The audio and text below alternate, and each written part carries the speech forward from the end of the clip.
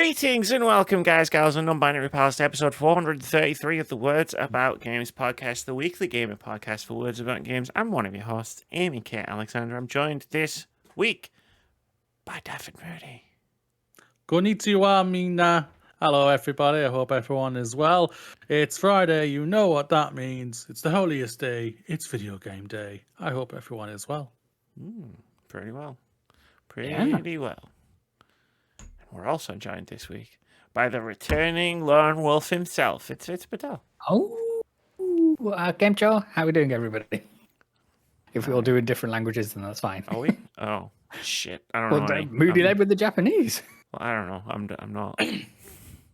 Well, I'm doing fuck all these days, so I've decided I'm going to try and learn Japanese. Oh, hell yeah. That's awesome. Yeah. Are you doing it with the owl that threatens to break your legs like every time you miss a day? Oh, the Duolingo, isn't it? Yeah. My partner sent me onto it because she's trying to learn German from. I've been because of playing Judgment right now, which I'm absolutely loving. I'm taking my time. What? What? I wasn't concentrating and was concentrating on my thing, and I heard something. I was just I didn't hear anything. I heard something sarcastic. Did somebody say something? I don't know. But yeah, and I've also been watching other things on YouTube and everything because I've always been very fascinated with Japan and everything, and I've always wanted to go, and I'm just let's try and learn Japanese and everything. So I thought, you know what, why the hell not? Well, yeah, as we established on this very podcast, next year's fundraiser is going to be send Moody to Japan and to the Pokemon store. All we need is 40,000 yen. No. 40,000 pounds. Sorry. Me and Amy have spoken about this. Me and Amy have already spoken about this privately. No, I won't need that much. Okay. The yen is weak right now. That's what that's the thing about it. The yen is really, really bad. Maybe I don't need a plushie of every single Pokemon. But you got to catch them all. That's what I'm saying. If I just brought Amy back a giant Sylveon, she'd be done. She'd be set for life. I imagine Amy doesn't need to catch them all, but you personally, you may feel the need. No. I just need I think the tier list Bulbasaurs. I'm good. Prove that he doesn't need to catch them this all. is true. Or in fact, any of the good ones, judging by his taste in Pokemon. All the good ones were in the S and A tier. Sure. All the bad ones were in the low tiers. There's a reason for I disagree. Well, don't worry, people. It's all good. That's it. Next time, do your own fucking tier. Exactly. Next time anybody has an issue, you say, "Well, where's your tier list?" Exactly. My tier list is Moody's tier list because it's covered in my tears from all of the betrayals I suffered. Boom. There you go. Nailed it. Yeah. Welcome back, Vitz. Thank you. We had a wild 24 hours last week where I was up in the dizzy heights of Manchester and back, and but I caught the podcast. It was a decent episode. Moody, I apologize for not being here so you can have your traditional nap time, but don't worry, I'm back now so you can have your it can be nap city when we talk about our topic in a sec. I want to know an answer to our question. What's it like to just be a normal person? I don't have a good grasp on what normal is. Well, me and Amy have said that you are normal, so spill beans. What's it like to just be able to decide to do something and then do it? What's that all about? Yeah. How's that work? How's that feel? If it helps, it was more decided for me rather than it was kind of just kind of a gumption thing of, right, let's go to Manchester. It's, no, not that. We were talking about the video game thing, the elaborate spreadsheet versus what I think you seem to do, which is just, I'm going to play this game now. There you go. Yeah. I don't know. It's that thing of you enjoy what you do and accept that you're not going to be able to touch every single game in a timely fashion or even an untimely fashion. So just play what strikes you in the moment. Even if it is Gran Turismo 7 and it's detrimental to your health. Did you understand any of that, Moody? I didn't understand any of that. None of that made sense to me. Sorry. No, it was Charlie Brown when he just hears the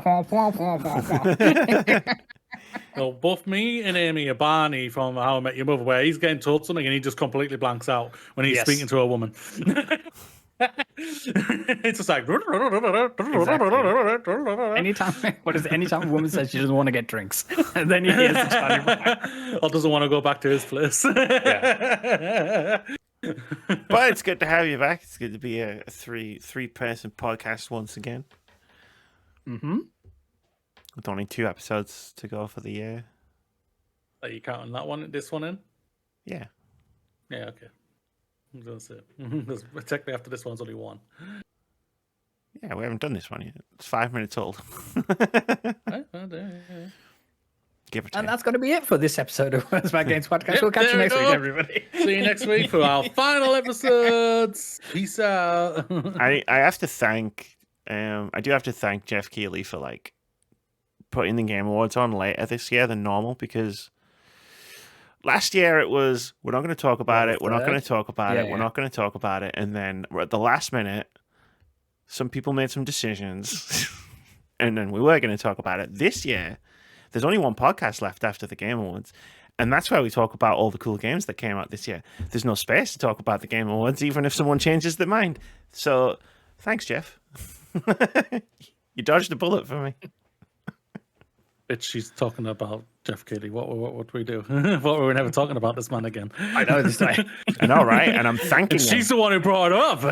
I'm thanking him. Amy smashed the glass in case of emergency. I don't know what to do. Smash this in case of an emergency. It's because it's all everyone's talking about on bloody Bluesky. And what's funny is like half of the people that are talking about it are just like hate posting, and I'm just like, you can just move on. Just move on with your lives. I'm gonna watch some cool trailers tomorrow. We'll check a couple of hopefully cool trailers and then just go on with my life. I don't care who wins. I don't give a flying hoot. Yeah, I'm gonna watch the trailers and think, okay, how much better would your teams be, and how much sustainable would your business be if instead of spending all that money to be on that stage, you could just do your own thing? Those are the questions I'm going to ask myself. Oh, the insanity around which it costs is insane. My question is, for every game that wins an award at the Game Awards tonight, like cumulatively, like how many people working on all of those games don't work in those studios anymore? Yeah, that's a strong question. I think that's going to be my main question. They ain't going to be sending people who don't work at those. No, not on the stage. Unless they've gone by themselves. Like of all of the studios, how many of them? How many people have they all fired total in a grand totality? Yeah. And I'm going to guess the answer is going to be in the thousands. How many can you get? Can you get in the arena? Again, not the at Xbox arena, not at the thing, not at the thing. Like no. As in, the people who exist in those teams kind of thing. I thought you meant like going to be at the event tonight itself. I mean, the second question is how many of the people in the audience are going to all be fired by the time the Game Awards happens next year? I mean, if we want to get really dark with it, they'll turn their phones on after the awards ceremony and then find out via email or Slack. Congratulations on the award. We just wanted to wait until after the Game Awards because we didn't want any negative PR before our award was awarded. You're all fired. Yeah, that's actually a really funny story. So I'll tell you about this. So when I was working still, so obviously we're going through the process of like, could we be getting made redundant, blah blah blah, and we got an award sent by Microsoft, by Xbox themselves, saying congratulations for success of Bramble and everything like that, and you were picked for this award and everything. And we put it in like the Slack and everything like that. The CEO at the time literally put, congratulations to the hard work of all the teams for this and everything like that. And we were so close to saying, you're firing us in 2 weeks, you dozy cow. Don't fucking dare. We were so like, I want to fucking say something right now because we all knew what was happening and everything. And it was just like, fuck off. Like, just seriously, fuck off, you fucking cowbag. None of us were impressed when we saw that. Congratulations on the award, by the way. You're all fired in 2 weeks. Yeah, something like that. Yeah. You can add it to the top of your CV that you're gonna have to. You're an award-winning game developer. There you go. 3-star champ and award-winning You're game the developer. 3-star champ. You're the legally distinct 90s game shows champ, and you're an award-winning game developer. There you go. Those are the 3 stars. Those are the 3. Those are the 3. In fact, those are the 3 stars. There you go. Shirt's washing right now. I can't put, There you put go. it on. When you get, No, it's washing. when you get to, No. when you get to that lesson in Duolingo, you learn "yatta" when that happens. Well, here we are once again Yeah. doing a podcast. For the penultimate time of 2024. 2024 is almost behind us. Fuck yes. Yeah, that's fair. Absolutely. And in the season of people hosting their wrap-ups and whether it's like Spotify, YouTube, PlayStation, they had their bit of a tumultuous launch of theirs. But Twitch recently did theirs. And I just want to say thank you to everyone who swung by any of our charity streams with your support of your time, your attention, and the love and donations that you poured in for Special Effect. And we really had a banner year when it came to our streams and what we're able to achieve. So once again, thanks to everybody who made this possible. That's what I like. Bringing the mood up. There you go. I tanked it, I nosedived it, and you just pulled it up the last minute. Pull up. Pull up. Somebody pull up. Uh-huh. Keep the nose up. Like For that. audio listeners, Amy's putting her nose up indeed. With a big nose, it's hard to miss. Let's do a podcast. Yeah. Do we have to? Yes. You know, you keep asking that, and I start getting insecure after a while. Like, does he really want to be here? Am I just forcing him to do it? Like, It's entrapment at this point. like, Stockholm syndrome. because I'm not forcing you. It's not like you signed a contract or anything.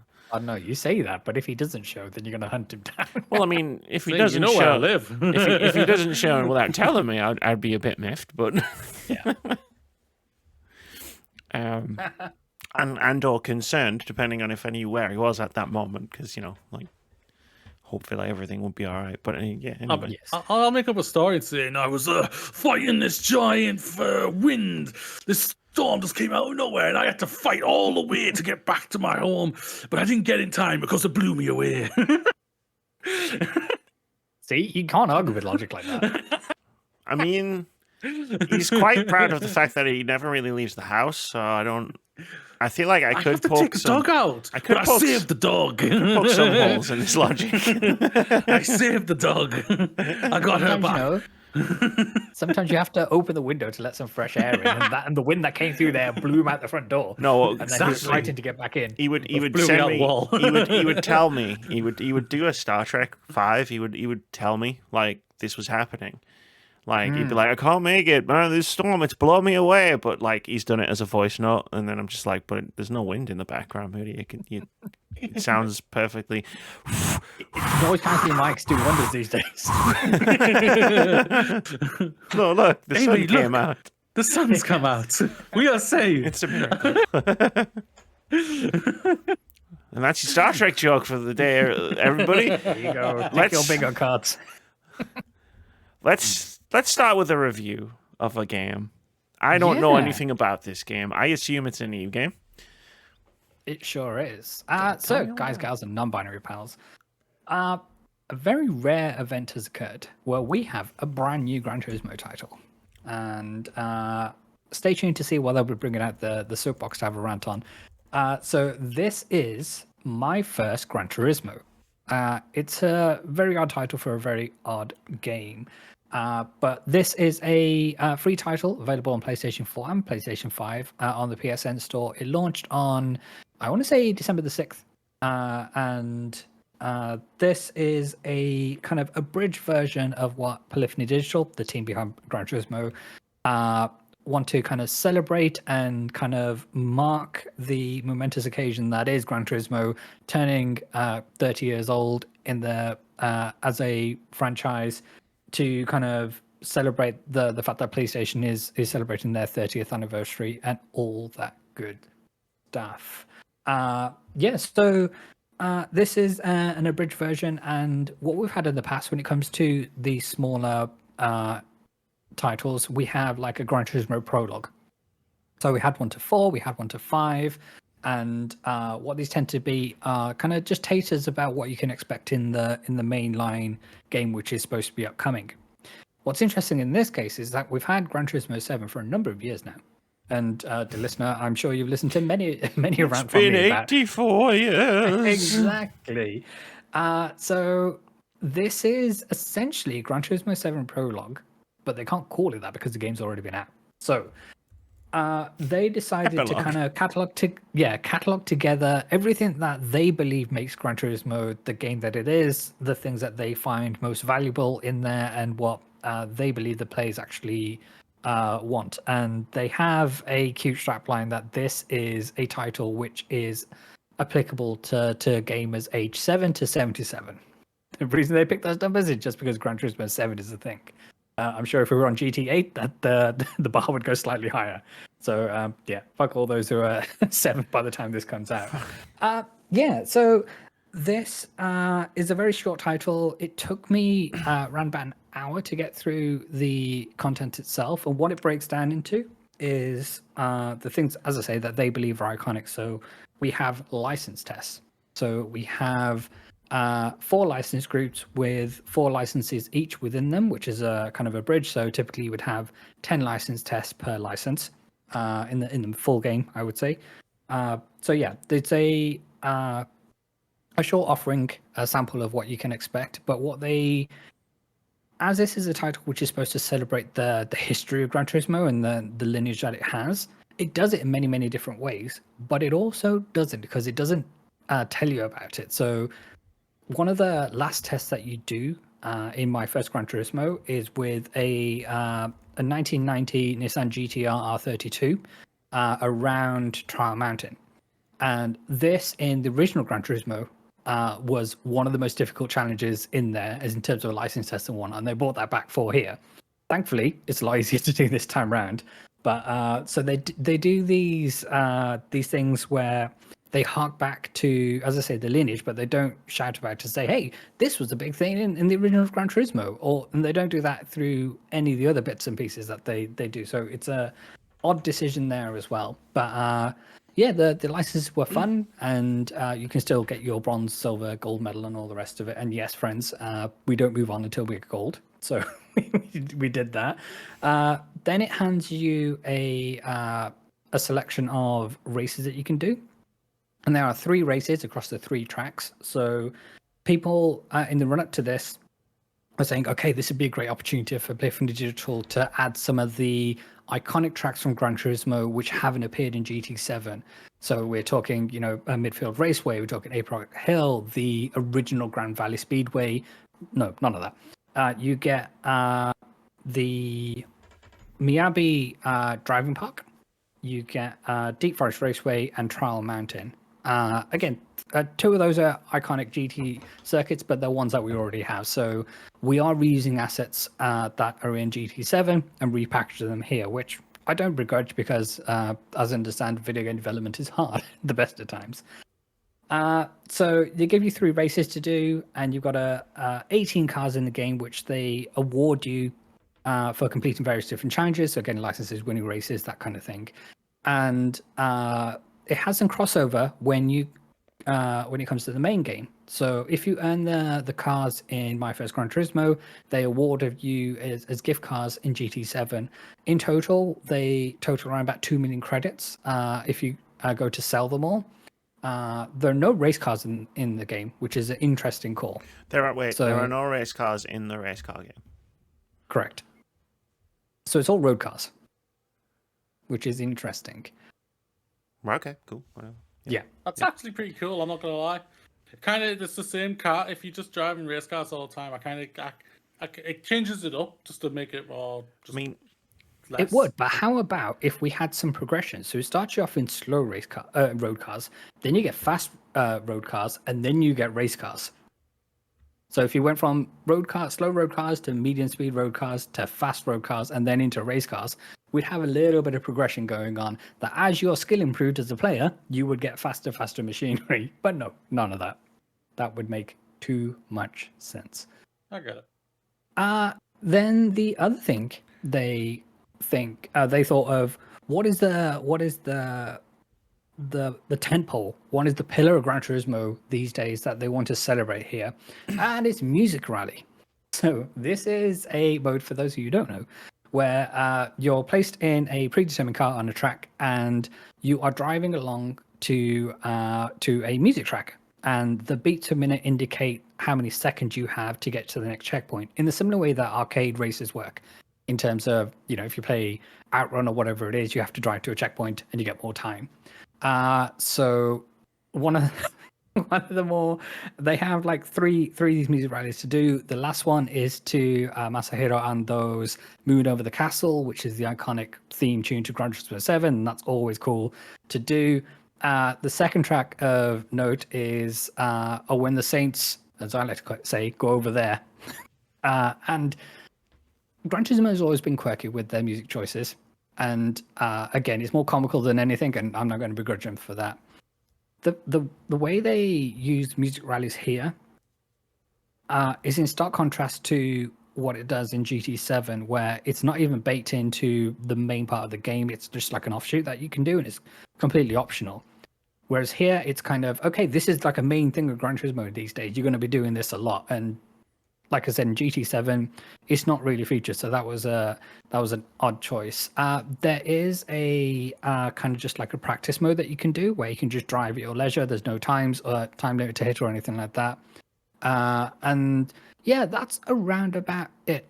The one thing I will say is that they are using a UI here, which is retro in its styling. So it really harks back to GT3 in the early Gran Turismo titles in terms of the colorways they're using and the buttons and the sound effects that you use. And it was really nostalgic to go back and to hear just to have the dopamine hits of nostalgia hit as you're going through these menus. The other thing that was interesting to me is that the UI is huge.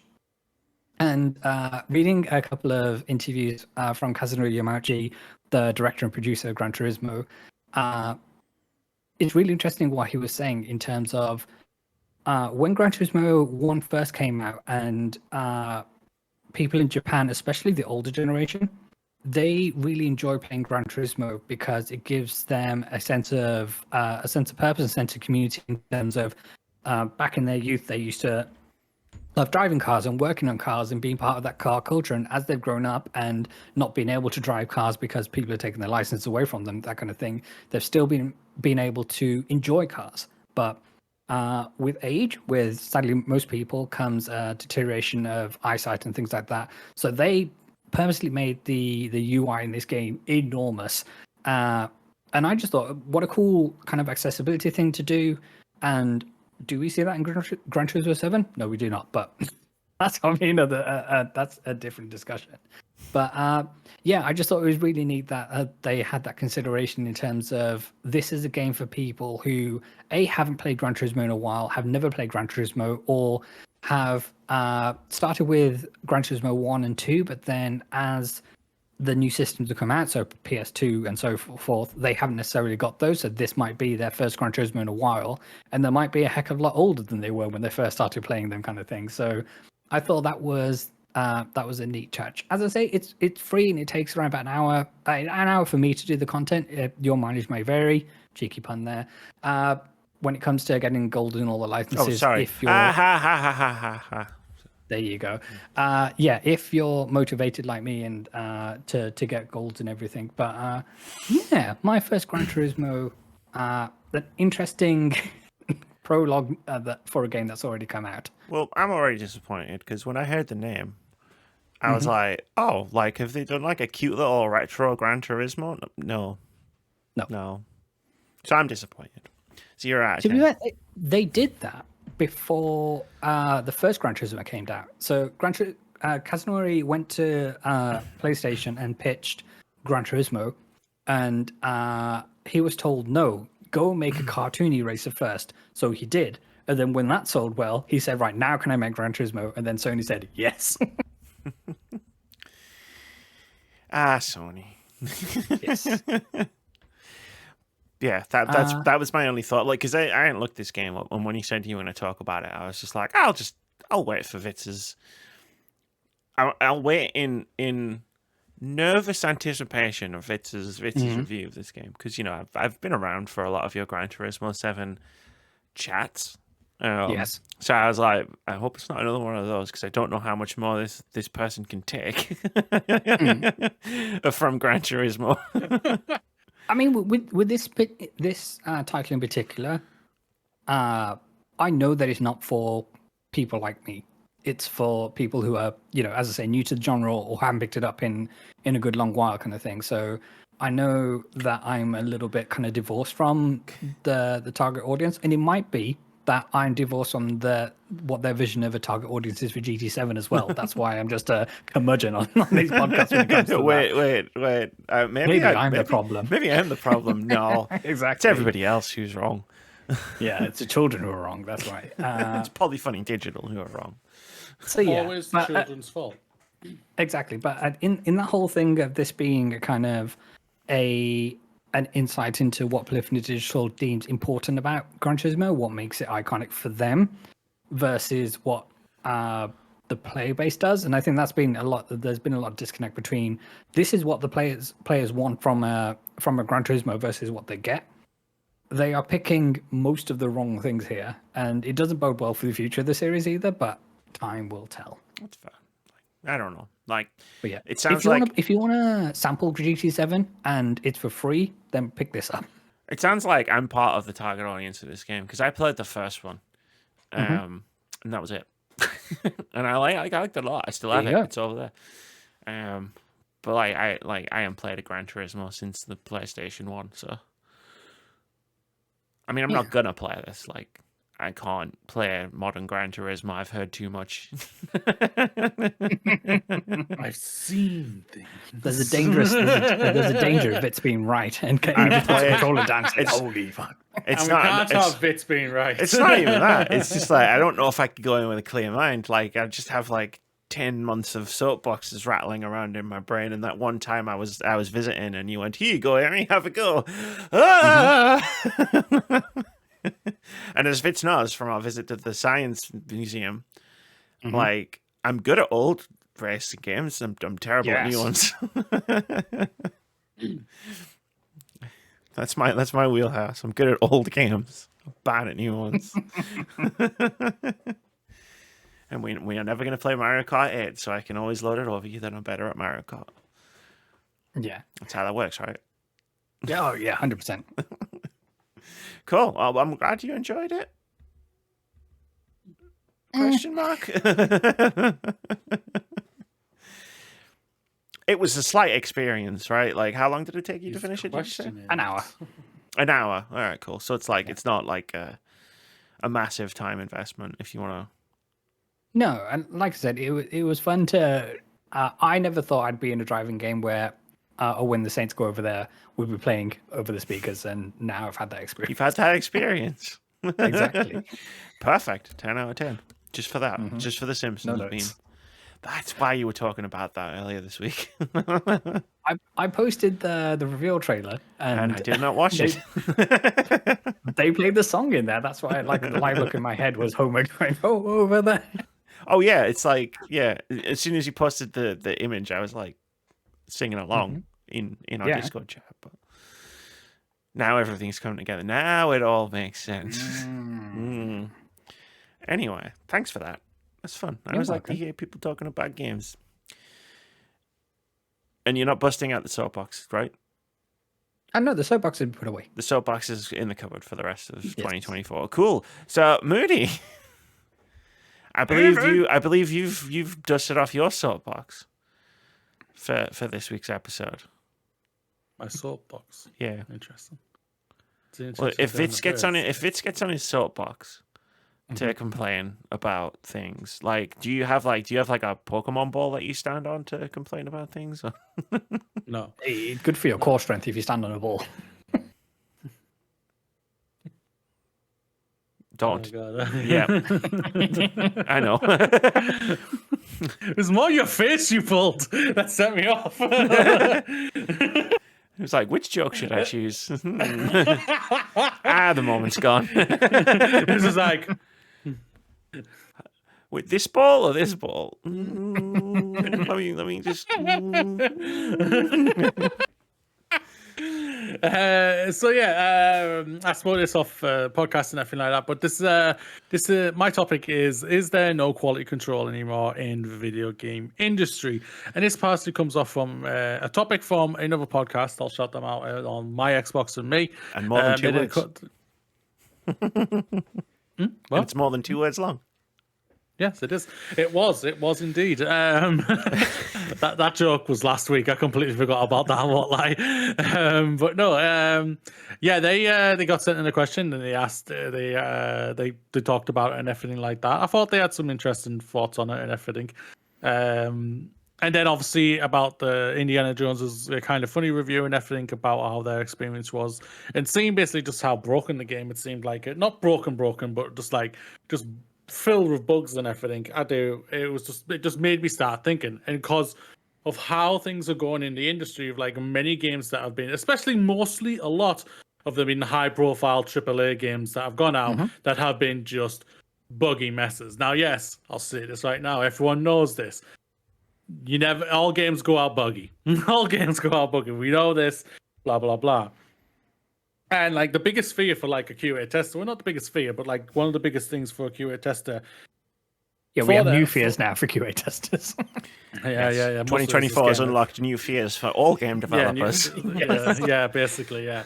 But so for my team, when I was working at Merge Games before we were shut down, I was a part of a team of 5. I had my manager and 4 of us including me. And we were spread out working on multiple different games and everything, and we could only do so much for it. We always also to help us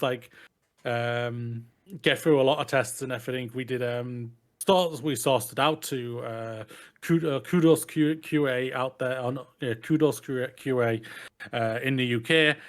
Helped us do a lot of mostly functionality testing mostly for us. Our aim was always to get the certification passes first before we properly started looking into functionality testing for it, for any game and whatnot. Because certification is really a really massive thing that you need to get past and everything.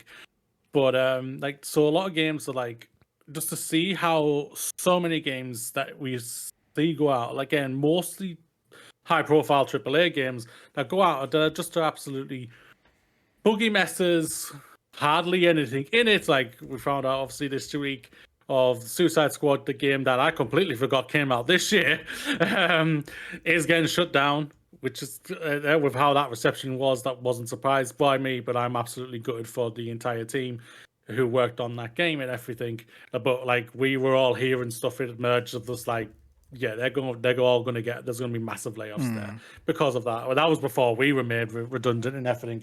Everyone was just like fighting to try and keep their jobs and convince Warner Brothers to say, no, we've got something here. Let's try keep us on to work on the new thing that they're apparently working on and everything.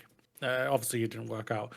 But like, there's so many games. Like, so going off right now, just like Indiana Jones has gone out, and it seems like it, even though it works and everything in plays, and it's been overall well received from the critics and everything. From the audience, I don't know yet, because I keep away from that. For it, there's a lot of bugs going out there and everything. And then we're like, there's been other games that were like what has sucked us out of games. Like I hated Double Exposure so much more for the bugs than anything than the story, which was a terrible story and convoluted, all messy story in general. But seeing the bugs and everything just completely sucked me out of that world, and I hate it. I hate that about that. There's like a reason like why out of all of us here, the person who loves Pokemon out of all of us, I'm not the one who has completed a Pokemon Violet or Scarlet game out of 3 of us. Amy's done that. It's funny you mention that because when you damage it did for her. Yeah. Oh no. What a shame. I loved it. No, it's funny you mention that because I was because like you mentioned Indiana Jones, and I was like, I haven't looked at gameplay footage. I don't know anything about the game like firsthand, so like I wasn't going to contribute. Quickly researching and everything. Yeah. Well, what I've done is I was like, what was because like I'm thinking back through my 2024. Like all the games I've played, and I'm like, what was the last game that I played that I would consider buggy. Like, sure, double exposure had some issues. And there's a question I want to ask you about that, so I'm going to put a pin in that. But I thought I'll boot up my last year's spreadsheet, and I'll just scroll up, and I'll be like, okay, what was the last? And then I saw Fallout New Vegas, and I was like, it wasn't that buggy this time, but yeah, I remember that game. I remember playing that game. I remember playing that game at launch. That's been polished a little since then. It's been polished a little bit since then. And I was scrolling up and scrolling up and scrolling up, and I was like, it was Pokemon Violet was the last game I played that I would consider like a mess in terms of bugs. That was a while ago. Yeah. Like that, like I played a lot of games this year, and like you say, like all games release with bugs. That's just how gaming is. But like, there was nothing I played where I was where like bugs detracted from the game for me to a substantial degree that I remember it. But what I wanted to ask about double exposure, because obviously I wasn't playing the game, so I didn't notice anything if it was anything to do with controls. I didn't have my hands on the controller, but with the graphical bugs, like I kind of noticed them, but I mean they didn't bug me as much as they bugged you, and I was wondering if, like, do you have a lower tolerance for bugs because you're a QA tester? Probably. There's no doubt about that. I won't deny that. My perception of bugs these days has probably completely changed and everything. But I think also what's also lowered my threshold even more is just the amount of titles that have gone out that are like I say, I'll say it again for everybody again. These are more big, high-profile games and more gaming form, but they're the ones that everyone talks about. They're the ones that all sell and everything for everyone. So like we've stated, like I disliked the Star Wars games from Respawn because they were a buggy mess for me. Like they were just. They're playable and everything, and I can see there was enjoyment to it, and I had enjoyment for it. But at the same time, they were just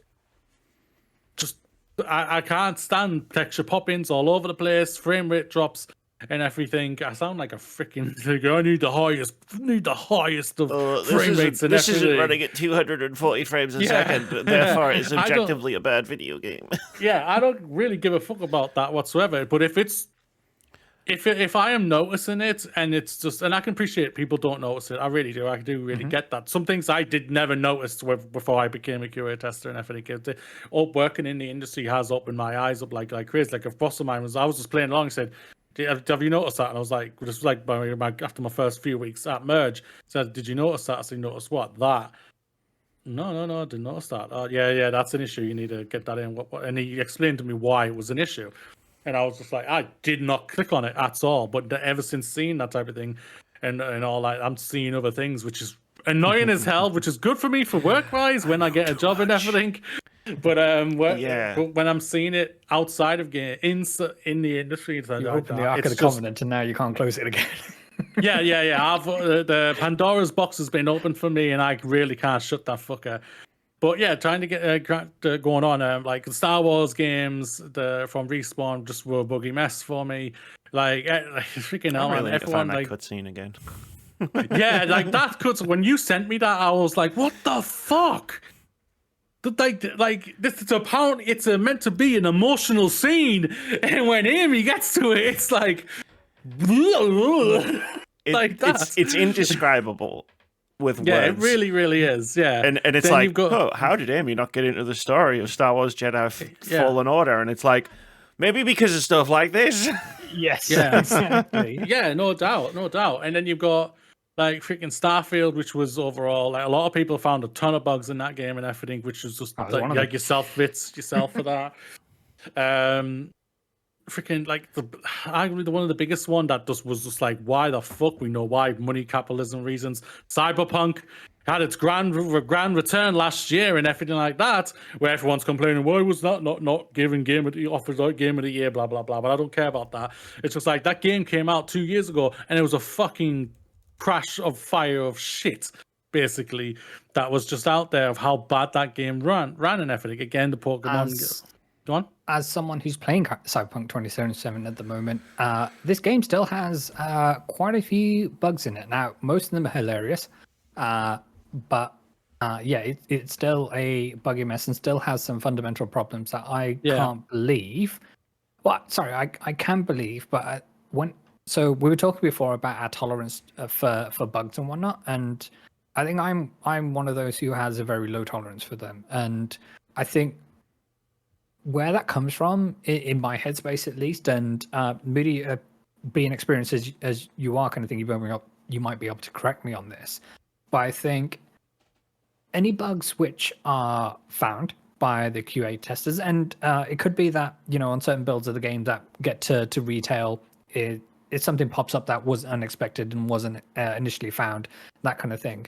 But anything that is found and it's logged on, what I imagine are like kind of reams and reams of issues in terms of they'll be ranked by priority and severity and all that jazz. Yes. There's still a bean counter at the end of the day saying, okay, the release date cannot move. So what can we fix in that time, and what is kind of an acceptable amount of jank that can ship before we have kind of financial implications in terms of, right, we actually need to move this because it's not a playable game. And it's kind of, there's always, in my mind at least, a kind of a cost balance in terms of, okay, well, we can fix these things, and these other things, which are still like bugs and whatnot, we're just going to have to say, well, here we go. We can't do anything about it. Let's ship the game. It basically comes down to just like prioritizing what is the highest priority. Prioritizing basically mostly is things that will break the game. It's ranked, right? Like a bug is ranked based on severity. Yeah, basically. Yeah. How it was for where I was at, and I think how my how the team set it up on Jira, the software that we use for it, was must fix, high, medium, low, and yeah, basically like that. Yeah. And then they had like, but there was another tier for us, which is also there was severity, which was those ones I just put off, but then priority level. Priority level, and which is obviously 1, 2, 3, and for 1 was the highest and everything. Because I imagine like there'll be certain bugs where it's like it might be quite bad, but it's also like not many people are going to run into this bug. Whereas like you might have a slightly less severe bug, but it's in a common area, a lot of players are going to see it. That might change the the priority. Yeah, no doubt about that. Yeah, but another thing, like what's a thing about it is it's like we can only find so much, and we have a date to hit. It's like, and then our game goes out from being tested by, say, combined with my team and the Kudos team, say 15 QA testers. Then you're going out to thousands of people. And then your game sells 50,000 copies, and it's yeah. And you've got 50,000 people QA testing this game, reporting bugs and everything and issues. No, 100%. For my experience with Cyberpunk, something I've been discussing this week on Bluesky is the driving mechanics. And obviously, my sensibilities, I enjoy driving vehicles in video games and whatnot. And the way these vehicles handle, and whether it's the cars or the bikes or anything else in between kind of thing, I am staggered that they are still the way they are after everybody ranted and raved about how much the Phantom Liberty 2.0 patched, improved things across the board, and December the 10th, patch 2.2 dropped. And I was like, all right, then, well, they must have fixed it by now. And no, it's still shocking. And some cars, yes, they handle better than others. But I think one of those, and whether it's a bug and whether it's a design choice, I can't tell. I'm not in the room at CDPR kind of thing to say, okay, this is actually a design choice for it to be this functionally bad. But it's one of these where it's, how did... So people clearly must have raised this as issues, and then it would have got to that stage where it's such a low priority to them because they had bigger fish to fry, as it were, that it was just, oh, we'll get that on the next pass, and then that last pass just never came, where these things are picked up. And I think that's the more frustrating thing for me in terms of with this example in particular, every player is going to drive experience these vehicles, and yet there must have been so much bigger other stuff that they needed to fix first that we just never got to it. And it's just disappointing at the end of the day because it's a missed opportunity. The thing is about that type of thing, you're fundamentally changing something in the game that would have to be completely retested throughout all aspects of the game in many type of scenarios and everything like that. I don't know the size of the QA team there at CD Projekt Red and everything like that. For that type of thing, they probably be like, I'm taking a stab at this. I'm not speaking out my ass here. Of just like, it's not a priority. You can play it. It's playable. Yes, people do not like it to a high consent, to a high consent and everything. But if there is a Cyberpunk 2, it's maybe something they'll probably look into then and everything. But other than that, no, they probably find it too big of a reason to change. It'll be too much of a headache to change to be able to do all of that. It's and like everything. you change one line of code over here to make the driving better, and now, oh shit, everybody in this region doesn't have eyeballs. Yeah. What the fuck just happened? Yeah, that's the balance, and that's the balancing for it and everything. Or they're only eyeballs, like that's. Oh yeah, they just their head is just an eyeball, and it's like I think we should go with the bad driving. But the thing about game mechanics, the game mechanics of a game like Cyberpunk is like, it'd be like improving the horse riding in The Witcher 3. It'd be like, you drive cars a lot, and everybody drives cars, and I don't want to discount your experiences or your opinion about the driving cars in Cyberpunk, but I mean that's not really what the game is. Like 100%, and I recognize it's a huge open world and it's doing a million different things at once, but that might be the point you're alluding to in terms of The Witcher. You've got several hundreds of systems working on top of each other. It's like it's and the monster Roach fighting, it's the narrative, it's the dialogue, it's the quest, and then you have to go down like quite a long way before it's like, okay, now it's the driving. Like now it's Roach is on a roof again, and what the fuck is he doing? You know, it's like good old Roach. Yeah, good old Roach. So trying to see it back, basically the main thing for me is like we've seen all of these things that are happening in the QA, in big AAA games and everything, and what have we had for the last 2 years, probably going to happen even more next year, is 24,000 people have lost their jobs. A lot of thousands of them, the higher thousands of them, is QA, and people, and they are releasing more, they are firing more QA and more QA, just to raise up revenue and everything like that, and they're releasing games that are buggy, that are not probably, yes, they're ready for retail, but you want to have that word of mouth lasting for a lot longer than you are getting. Mostly, this is a lot of it. Like I think is going to be more aimed at Microsoft than anything like that when I'm saying this, because like they want their things to be talked about for months on end. They aren't. They last, I would say, 2, maybe 3 weeks, and a lot of it is mixed all the time for the most of it, for the majority of some of their games. They're big AAA games like Starfield. I don't know the proper consensus when it comes to Indiana Jones right now and everything. I think it's pretty positive. I would call it surprisingly positive. Yeah, flight simulator and so on and so on and so on, and it's just sorry. The question is there no quality? Yes, there is no quality control in the industry because the big companies don't give a fuck about it to the higher consent to the level as they used to, because they're caring more about profit margins to satisfying their big corporate overlords to be able to than over proper quality and everything to getting the games out in a higher, better state. Yes, games again will go out buggy. We know this, but like people, when you see a lot of things of just like who QA test this, a lot of people QA test it, but when you're going out from, like I said, 15 people to 50,000 people, it's a completely different different kettle of fish. And we are saying to the people, like we said to them multiple times that emerge, you can't release this. It's not properly ready. Yes, you've got the certificates, you've got the certification pass. Great, that's fantastic. But this game is not fully ready yet. And you need to hold it off. At least give us a couple of more months to properly functionality test it, because this is a massive open world bloody game. And open world games like that are the biggest stickling points. Bramble overall went out overall satisfactory for a lot of us there and everything. Yes, until Amy broke it. But I don't mind those ones, because those ones were kind of funny. Those ones, yes, they were bugs, funny, yeah. But they're really funny ones. Like there's a funny one for me in Dragon Age Inquisition. There's an infinite money glitch in that game. Still to this day, it's funny as fuck. And I like that's a bug. It's not a serious bug, because I don't think they really care about it. I'm just like, people are enjoying the game. That's all we care about at the end of the day, and that's great. But I think for me, and I think for a lot of people, because there is like, I do see a lot of people like saying, Jesus, man, I'm enjoying it, but I could be enjoying it so much more if this was just more fine-tuned. And that's the thing about it. I'm seeing so many big games go out, and they're just like, that's why I'm barely not enjoying big games these days.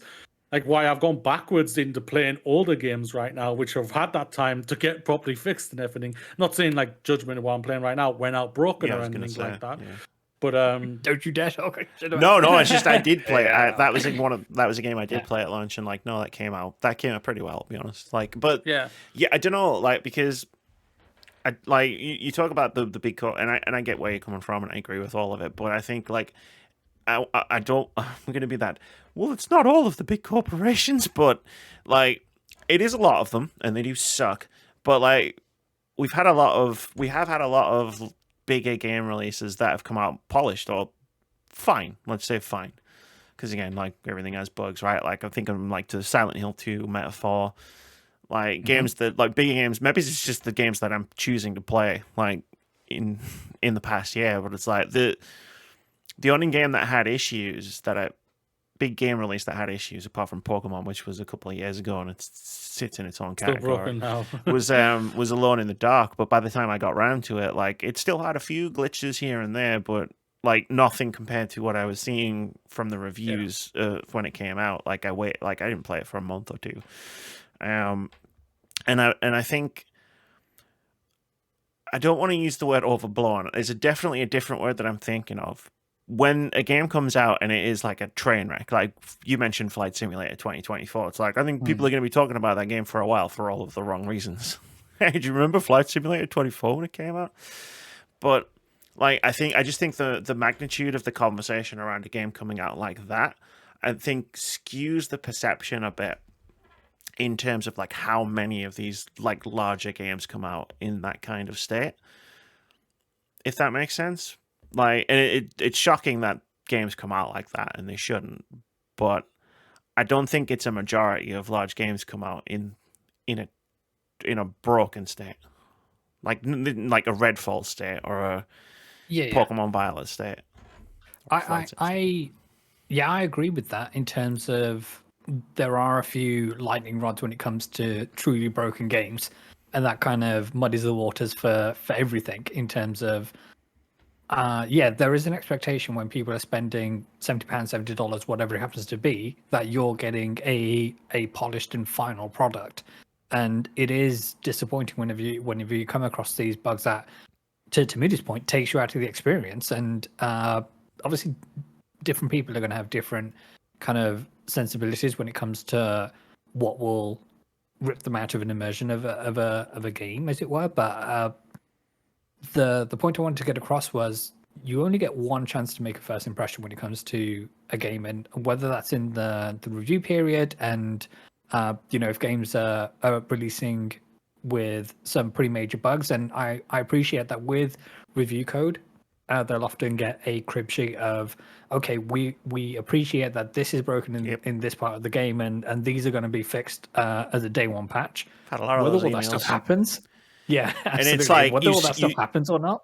Yeah, knows, but yeah, you sit there and read that email, and it's like, okay, so these are issues that are known and that are going to get fixed in a day one patch, but you don't have the day one patch because it's like 3 weeks before launch. Yeah. So just bear that in mind when you're writing your review, and you sit there with that laundry list, and like you hit some of these bugs and glitches, and there is that like, but what if it's not fixed? I'm gonna look like an idiot. Yeah, like not talking about this stuff, right? Like Mass Effect Andromeda was a class example. Where they did talk about the memes of Ryder going around. Yeah, they did talk about like lighting glitches and some of the animation glitches and some of the other bugs in the game, and say like, we've got a patch, we're working on it, and then boy, like, was it worse, right? And it's just like, and people release their reviews in good faith and then like kind of look like dickheads, and it's like, well, like, I had an email, like they said the thing, like it's a review, but I have to do what it says, Yeah.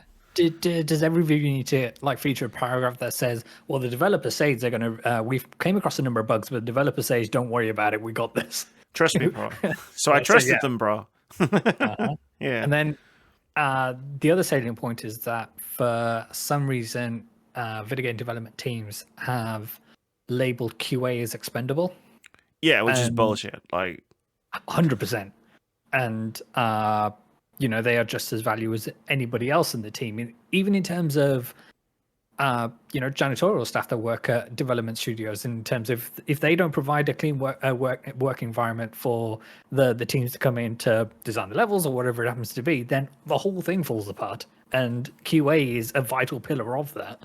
And it's just so sad to see that corporations think, well, QA, they're just expendable because they tend to be people just starting their careers in the game industry and things like that. So therefore, we can just get rid of them with a clean conscience. It's awful. I think the motivation from like a AAA perspective, like say a Microsoft or some like level company, is what they've realized is, well, people are buying these fucking things anyway.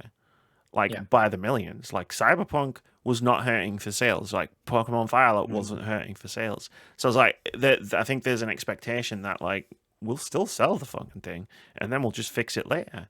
And then everybody will be really mad when the game comes out, but then we'll fix it and then we'll give it Game of the Year 2 years later when it's all fixed and done. And then we still got the money. And then everybody will be hyped for the next game. Like The Witcher 4, right? And then that game's going to come out and it's going to be a busted up, broken mess, but everyone's going to be mad. But then we'll fix that with another update. Phantom Roach. And then everyone will love us again. And it's like there's certain companies that I think have realized this cycle perpetuates itself. So it's like, well, why do we need to test these games as thoroughly as we do? That's what the millions of people who buy the game are for.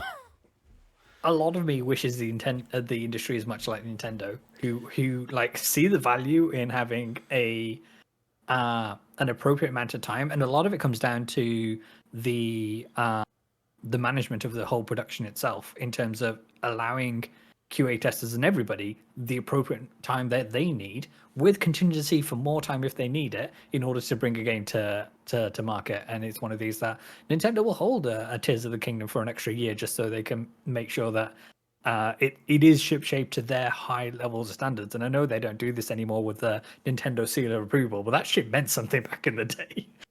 Yeah. And yeah, you're not wrong. Yeah, it's no doubt. Like, that's the thing about it. Like, companies are just like, well, QA is not that important anymore. And I'm just like, when I see this and I see games that should be getting the love they deserve and everything because of all the hard work and everything, and it isn't because of just the lack of quality control and everything, because people are corporations for some weird dipshit reason are thinking quality control is not that important, and it's top 5 most important jobs in the industry. I've heard of a lot of things, and people do not give a fuck. And when I see things of just like who QA tests this game, I'm just like, don't come at the QA testers. Oh God! Come at the corporations. Come at the team. Come at the people who have forced these teams to release this game and everything because they want to get the money out and everything. I'm sorry. Like what happened? But since 2019. I'm going on a rant here. Sorry, Moody. I have pushed my rant. Now who's got the soapbox? I've got the soapbox. I stole it. That's why Vitz didn't have it for his Gran Turismo review. Like, since 2019, when we started getting all of these inside scoops of how like shitty some of these companies like are to their employees, you cannot in fucking good conscience or in good faith say who QA tested this game, or the guys who are working 100 hours a week locked in an office 7 days a week. Like, get fucked. Fuck off. Sorry, one of my buttons got pushed there. No, that's absolutely fine. Like, no, like you're spot on and everything. It's just it's like I get where you're coming from. It's just like I think the majority, the majority of the ones I've been calling out and everything probably are more not as the good overlaps the bad. Yeah, and everything overall. I think yes, you are more spot on that and everything with that. It's just we're just seeing it still a lot, and it's still a lot of conversation that's out there and everything, and that's the thing about it.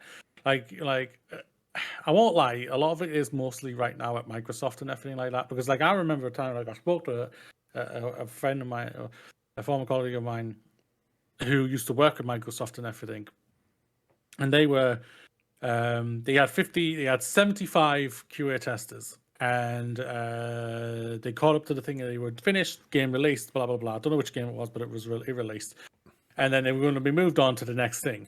The week later, they came out and fired 50 QA testers because they apparently had nothing for them to do. That's no games being made bullshit. at Microsoft. Yeah. That's complete bullshit. Absolute dog shit bullshit lies there because, like, well, you've released fucking games that are buggy messes. So, like, you obviously have games to be tested and everything, you fucking idiots. No, I'm putting your timeline of events together in my head. It's like Microsoft is like, oh, we haven't got anything for you to work on, QA testers. We're going to have to let you go. And then, like, 6 months later, releases Microsoft Flight Sim 24. It's like, dude. Yeah. Come the fuck on. Well, I think that's more aimed at probably more Redfall. Redfall, yeah, sure. Like you can track it like quite well. Yeah, you can track it, and that's just Starfield. Yeah, Bethesda jank. People love the Bethesda jank. No, I don't. No, I don't. I'm sick of people saying that. It's like I do not like the Bethesda jank. I like the games. I like the games that Bethesda release in spite of the Bethesda jank. Not because of it. That would be like saying I loved Pokemon Violet because it ran at 3 frames a second whenever I climbed a snowy mountain. It's like, no. I don't know. I've heard it both ways. My eyeballs were going to explode. I liked it in spite of that. Yes, there's no doubt about it. There's games who can push past it. Like Baldur's Gate 3 pushed past it last year. Like apparently everyone to what even like I think you both said to me, it's like the final act on that game or final chapter, it's a buggy mess. Was a buggy mess when you first played it and everything. Act 3 is rough. Yeah. It was rough, yeah, for sure. And everything. And I'm just like, but people forgave it because it was an incredible video game for a lot of people and everything.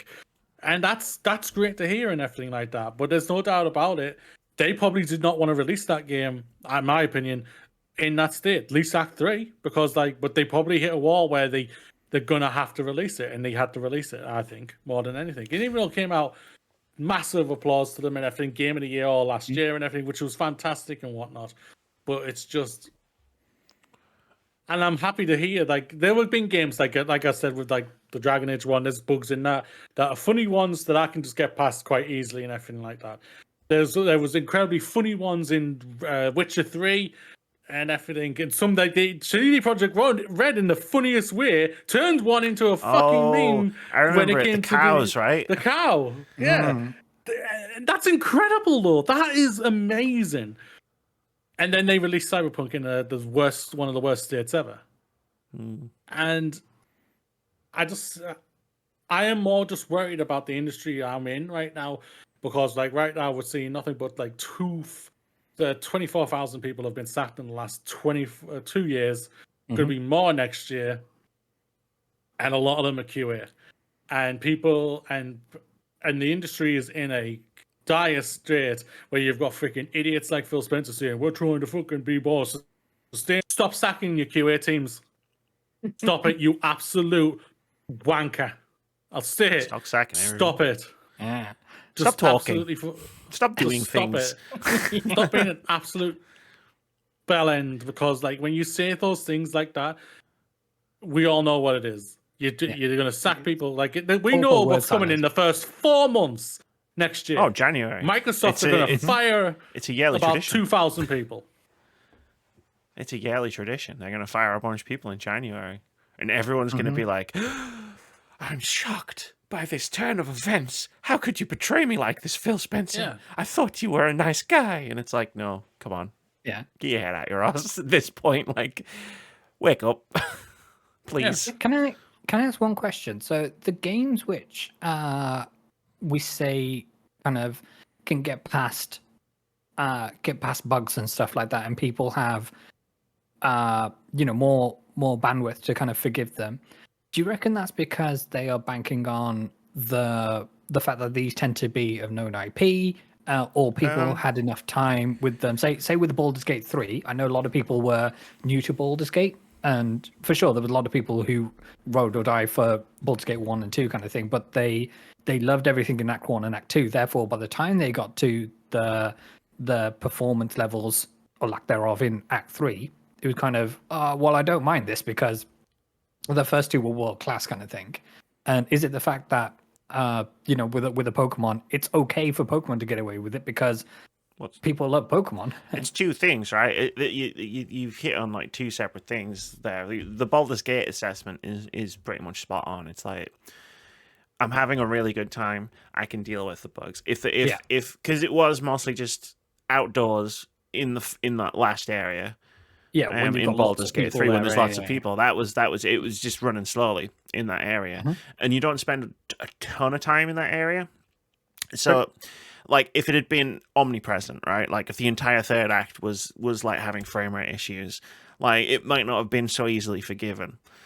But you've also got that, like, I'm having a great time though. And then with Pokemon specifically, it's Pokemon. They've already made a profit on the game through pre-orders. Like, they don't give a shit if... Yeah, there's no motivation whatsoever. Yeah, and because they know it's not going to damage their reputation. People will pre-order Pokemon, the next Pokemon game, in the millions as well. Like, so it's two separate things, right? Fair enough. I think you're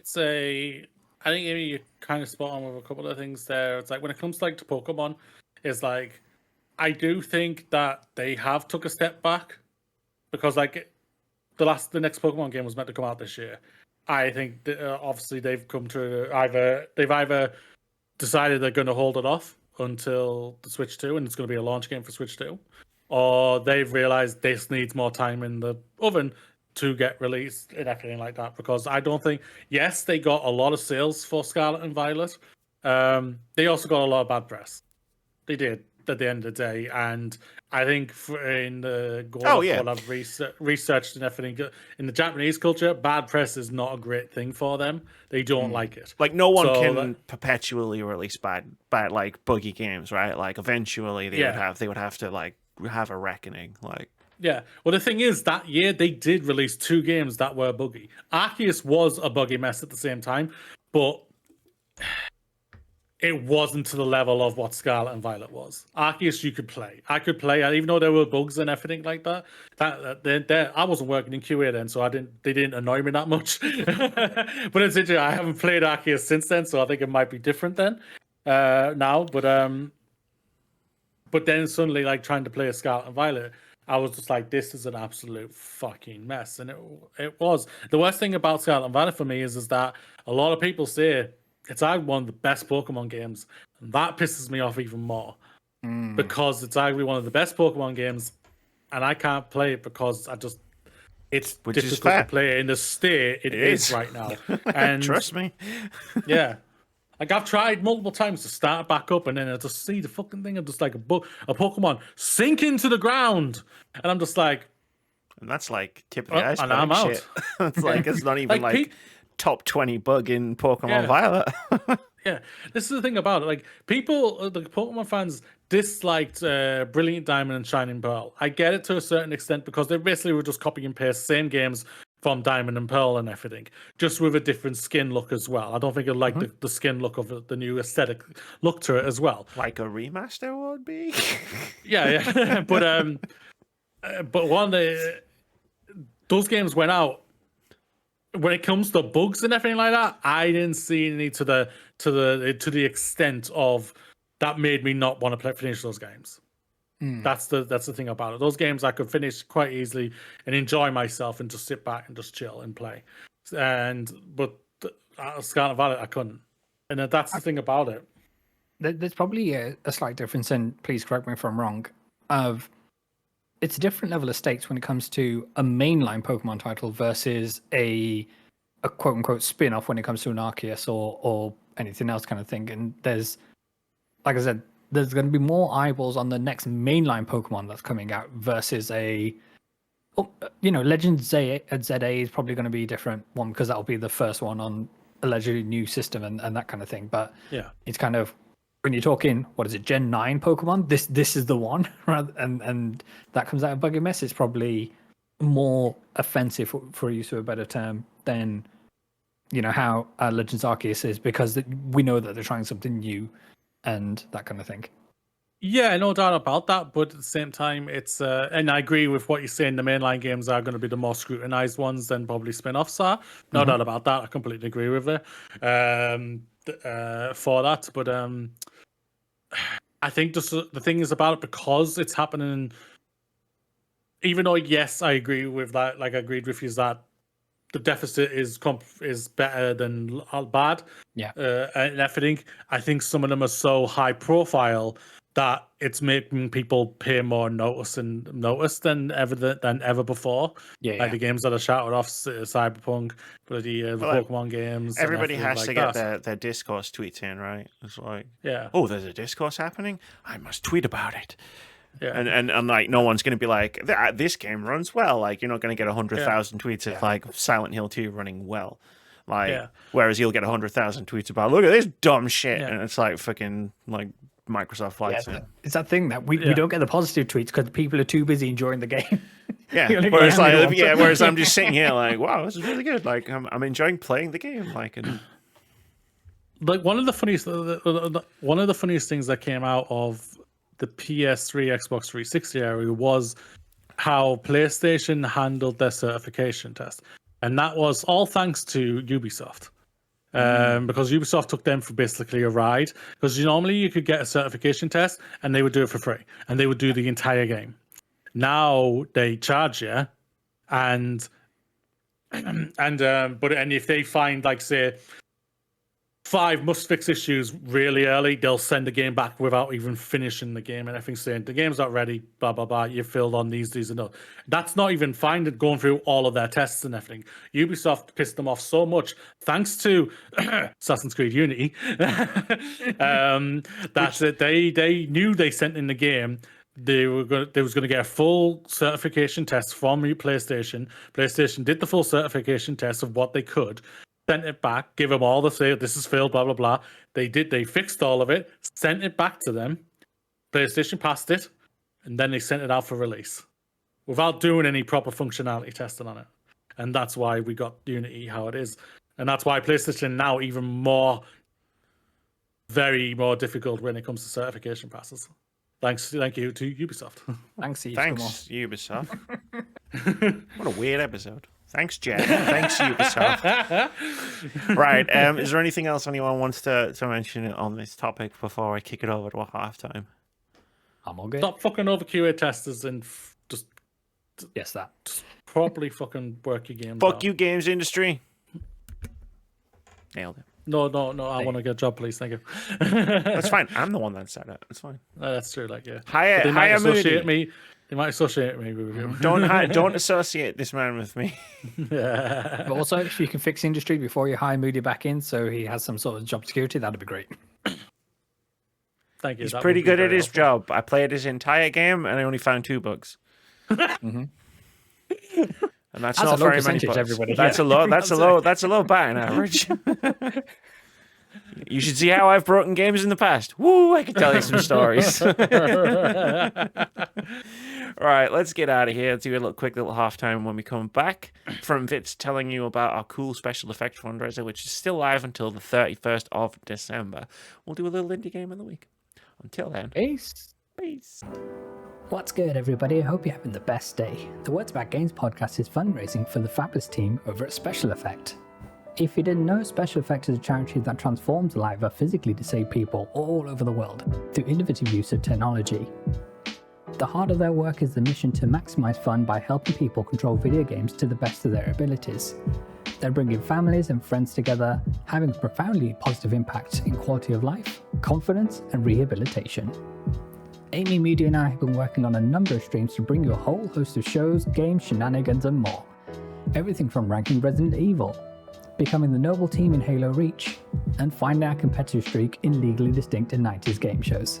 We've got several more charity streams in the works, and with your help, we can get there. Special Effect is a charity near and dear to our hearts, and we'd love your support in raising as much money as possible to bring the joy of video games to so many more people. Simply click on the link in the description below of wherever you're enjoying this podcast, or scan the QR code you see now. That will take you to our Just Giving page where you can learn more and donate. If you're not in a position to donate, that's more than okay. Times are tough and we understand. Please consider sharing our Just Giving page on social media. It will help spread the word and the work that we're doing. Thanks for listening, and for now, let's get back to the podcast. Hi, we're back. How did everybody enjoy that? I hope they had a good break. Yeah, we sure did. Got ourselves another drink. Moody, kanpai! Kanpai! There you go. And kanpai too. Come pie. Yeah, exactly. Yeah, exactly. I know what that means. Let's do a little indie game of the week. This is the thing we do every week where we talk about a cool looking upcoming indie game that we think looks cool. We think you should give it a look. We think you should wishlist. We think you should wishlist it. If you like indie games, scroll on down to that description. Why did I forget the word description? What's happening in my brain? Scroll on down to the description of wherever you're choosing to listen to and or watch this podcast. You can click on our Steam Curator link. It's got all of our indie games of the week we've ever done, which at this point is well over 100 games. You can go and scroll through it, find some really cool looking games that we've talked about in the past. But this week, we're talking about Sleight of Hand. Which was the fastest I've ever wishlisted a game from seeing it to being on Steam in my life. This got everybody talking about it. Never heard of it. Except Moody, obviously. But yeah. This got everybody's attention except Moody. Except Moody's. Except that bell end. Except him. He's over there playing his judgment. 4 years. He's the Homer Simpson in the Everyone Loves Ned Flanders bit. Everyone else loves Ned Flanders. Not me. Not me. Everyone who gets loves Ned Flanders. Have a look at this game. Let's get Steam up. Sleight of Hand is a hard-boiled third-person stealth action game of rain-slick espionage action. You've used the word action twice there. See me after class. Where you infiltrate your old witch coven using a cursed deck of cards. That's all you need. Sold.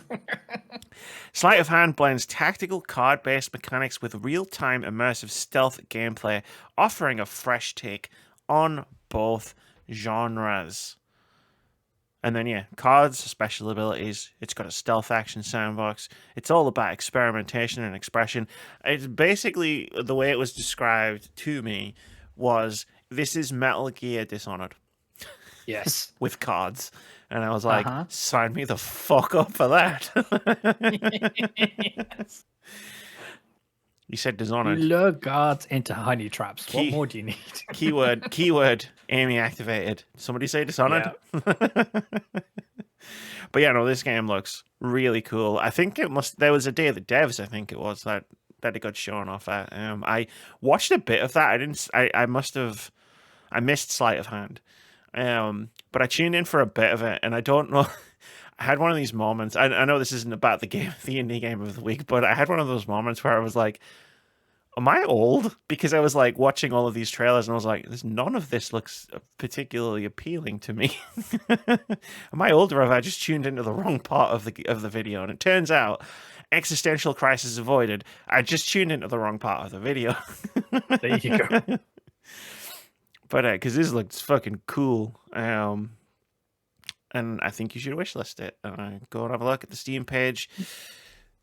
Marvel in the glory of Metal Gear Dishonored. Yeah, the key art is beautiful in this game as well. I love what they've done with the logo treatment as well. So yeah. Definitely, like it's such a cool mashup of game types, and anything that says sandbox. Sleight of Hand. Yeah. 100%. So go wishlist this and any other games you are interested in.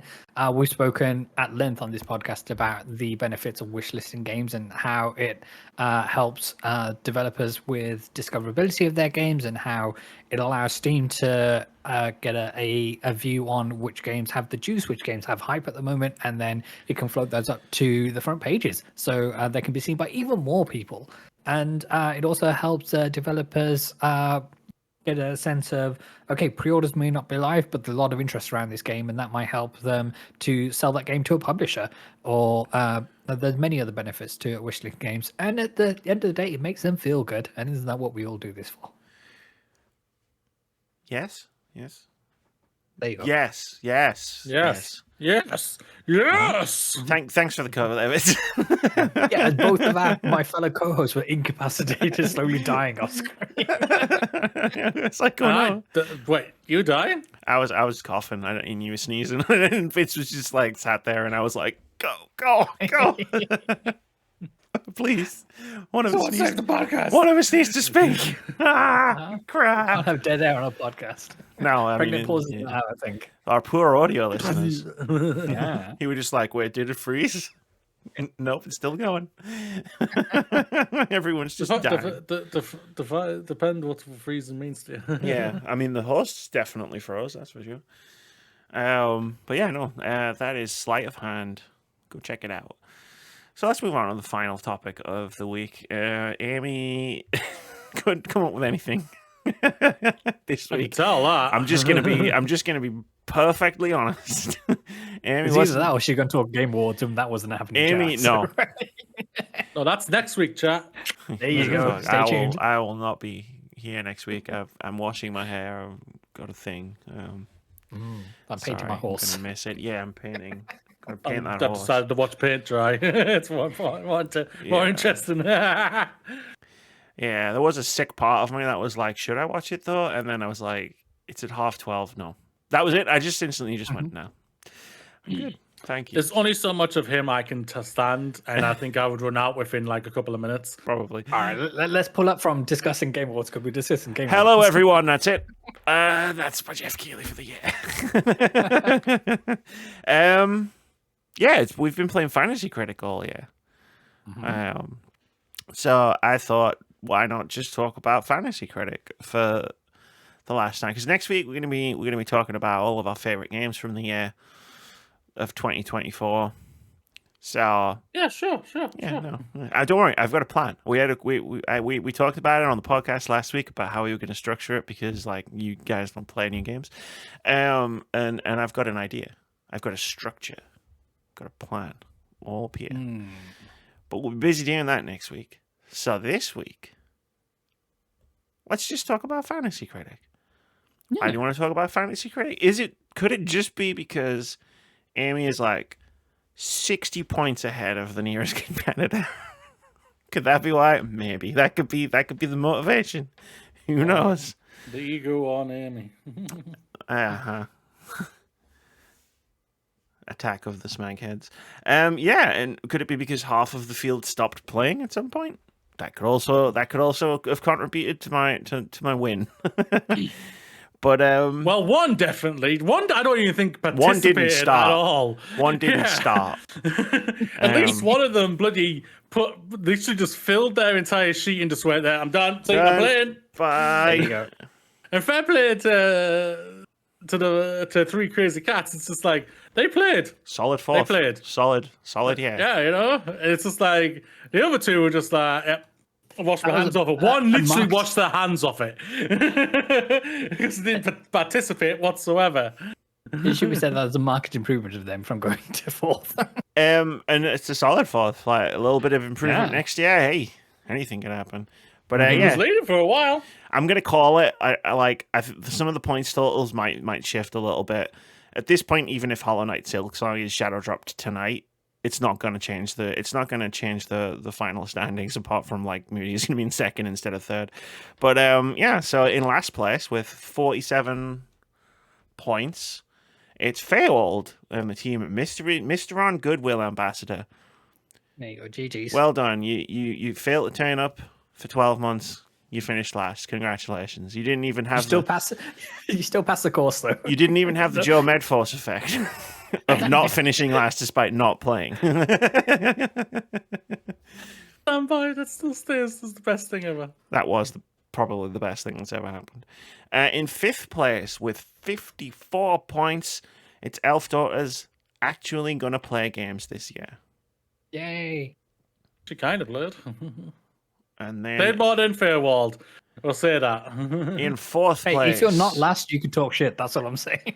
Yeah, that's true. Like, that's true. In fourth place with 124 points, it is Loxtails 3 Crazy Cats. Had a good year. Yay! Had a good year. He had a good year. Like, you can't take anything away from him. In third place with 147 points, we have Mr. Moody's Attack of the Smegheads. Yay! In second place with 154 points, we have Vitz Patel's Roll Dice and Play Nice. Hell yeah, we do. And in first place with 213 points, it's me. Silksong is just a shadow on the wall of a cave. Prophetic words if I've ever heard one. So congratulations, Amy, for winning quite handily this year. My first question, before we dive in, we'll look at all the games, the scores, we'll see who got what and all this. But I have a question, which is Moody, what happened? You were right behind me at one point. What happened? Games royally fucked me over so hard that I think they're still fucking me right now. Basically, I was sweating. I was sweating it for a while there. I was like, oh shit, he's right on my tail, and then the gap just got wider and wider and wider. Yeah, when Stratusfactory came out, I was right up your ass, and I was like, fucking get in there, we're going for it here. Phrasing. And then it stayed pretty all right for Dragon Ball came out, and that was just yes, that was solid. That got me some solid points out there and everything like that. And then Silent Hill happened. Came out. Silent Hill. The thing is about it, I'm not upset about Silent Hill whatsoever. Yes, it's put me. This is the thing about Silent Hill. I think I could have survived that if other games got higher than I thought they were going to get.